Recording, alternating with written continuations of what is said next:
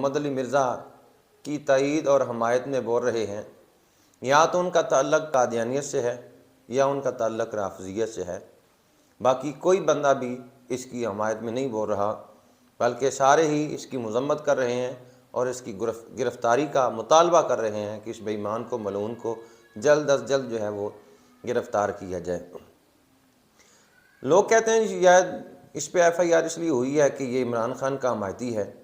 کچھ کہہ رہے ہیں یہ اسٹیبلشمنٹ کے خلاف بولا ہے اس لیے اس پر ایف آئی آر ہو رہی ہے۔ تو میں یہ آپ کو بتانا چاہتا ہوں کہ نہ یہ نواز شریف کا مسئلہ ہے، نہ یہ عمران خان کا مسئلہ ہے، بلکہ یہ ہمارے ایمان کا مسئلہ ہے۔ سوشل میڈیا پر اس کی بکواسات گردش کر رہی ہیں، علماء سے آپ رابطہ کریں تو وہ آپ کو اس کی گستاخانہ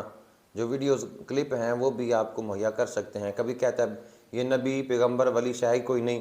کبھی یہ کہتا ہے کہ یہ نبی ولی جو ہیں اپنا پیشاب نہیں روک سکتے معاذ اللہ، کبھی کہتا ہے صحابی ہونا کو فضیلت والی بات نہیں، کبھی کہتا ہے معاذ اللہ اللہ محمد لفظ ہے۔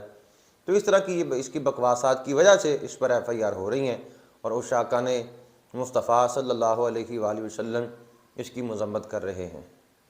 تو ہمیں بھی چاہیے کہ ہم کسی بھی ایرے گیرے کے کانوں کے فتووں پر اور اس کی باتوں پر جو ہے وہ کان نہ دھریں، علماء اہل سنت کی سنگت و صحبت اختیار کریں، ان کی رائے اور ان کے مشورے کے ساتھ چلیں اور اس ملعون کی